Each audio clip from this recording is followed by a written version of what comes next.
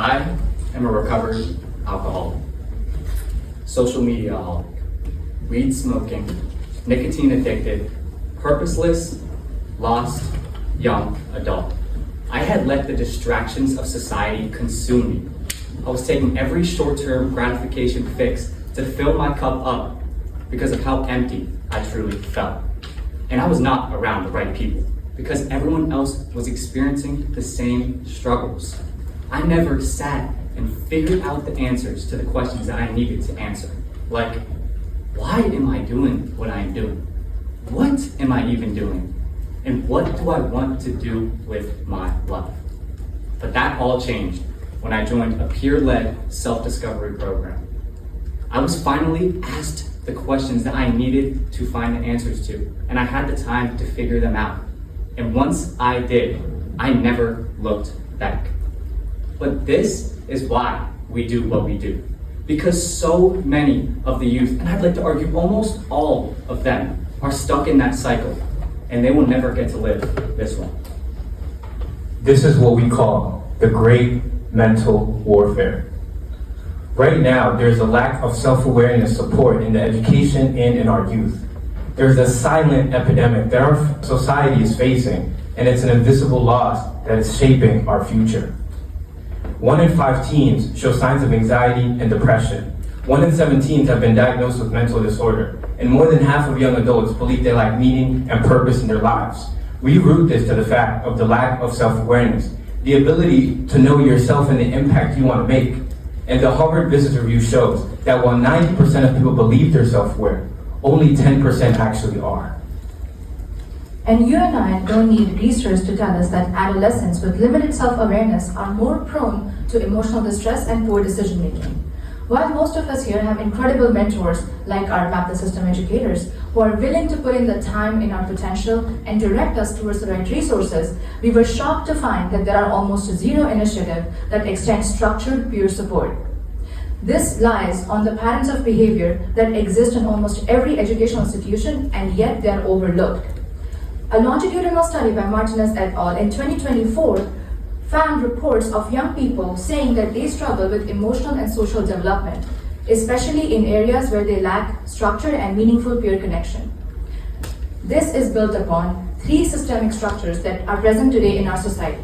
Mentally, self-worth is tied to tangible achievements, ranging from the number of followers that they have on social media to the kind of grades that they get in school. Social emotional learning curriculums and other such curriculums are devalued and sometimes even demonized, especially in the state that we're from, Florida. Policy-wise, the mental health training that's extended to educators and professors is not prioritized. And even if it is prioritized, it is reactive rather than being preventative. This perpetuates because as a society, we have these deep-rooted mental models. We see self-awareness or emotional intelligence either on its stigmatized end or on its over-romanticized end. On top of that, it is seen as a personal responsibility rather than something that requires structured support. For example, it's always self-care and never community care. So when experiencing this, observing it, researching about it, we wondered what are the root causes that are keeping this challenge in place. And it's because we're in an overstimulated environment. You pull out your phone and you see all of the notifications and you start to scroll. That exact feeling is the mind frame that the youth is stuck in today. And the society is built around having that control, and the youth are struggling to take it back. Not only do they not have support at home, but they don't have support in our schools. Our standardized regular educational system prioritizes academic success over well-being and developing each student's uniqueness. On top of that, there is no structured social emotional learning curriculum implemented into the schools. And when there is, the educators often do not have the bandwidth or the resources to effectively implement it. And we have adults who are not aware of the problem. Who are the youth going to? Their peers. And let's be honest, young people don't like to listen to old people. So those who have the tools to help them, they go to their untrained peers, therefore creating a negative reinforcing feedback loop. This systemic feedback loop reveals deeper forces that are at work in perpetuating the low self-awareness among youth. Why persist, who it affects the most, and where the levers of change might lie. Let's begin with the perpetuating factors, creating what we call a reinforcing loop. At the heart of it sits the systemic structures and norms that discourage passively and actively authentic expression. For example, gender norms in many places today still see emotional expression and crying as feminine. The reign of social media stimulation over the last decade is constantly pulling attention outward, forcing us to focus on what other people think. It is setting unrealistic standards.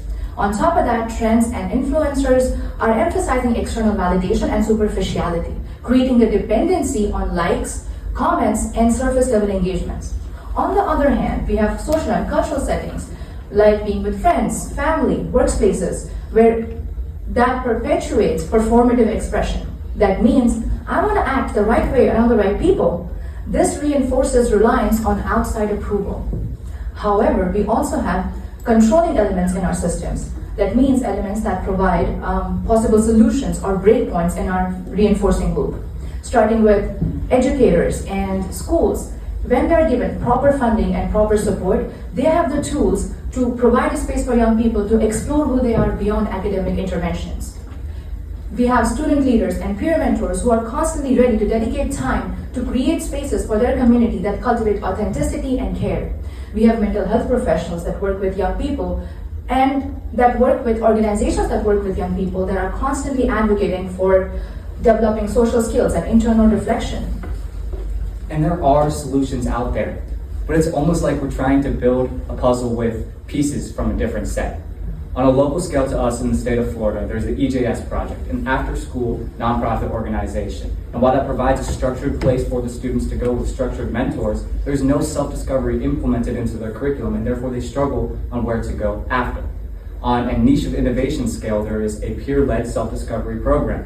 But that does not have institutional backing, nor does it have funding to be able to scale and test its initiatives wide and large scale. On a even larger scale, in the United States of America, there is a social emotional learning curriculum, and there is funding for it.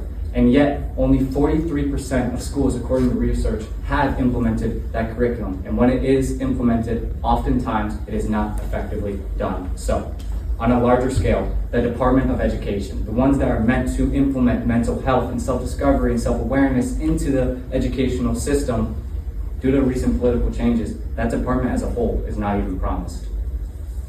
These are the existing gaps that uphold the mental warfare. How can you expect young students to have an identity of self if there's no time carved out in the educational curriculum to pause and think?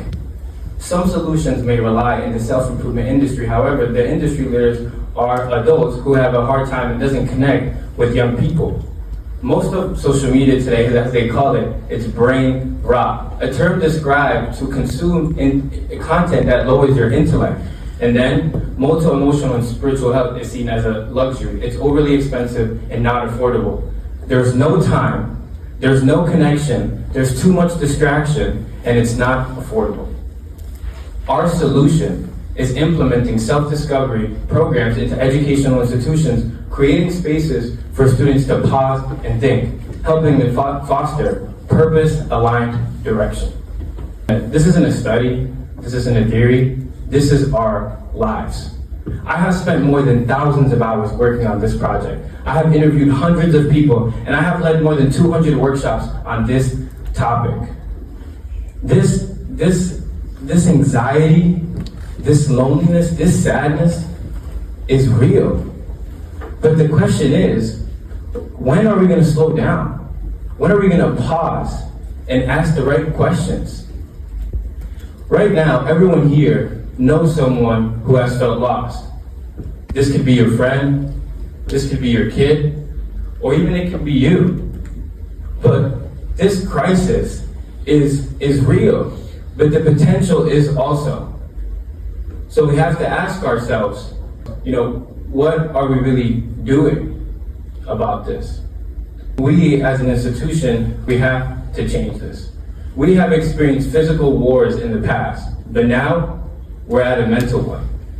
My name is Daniel Miranda. My name is Ian Waite. My name is Ashra Shukla. Are you ready to stop the mental war?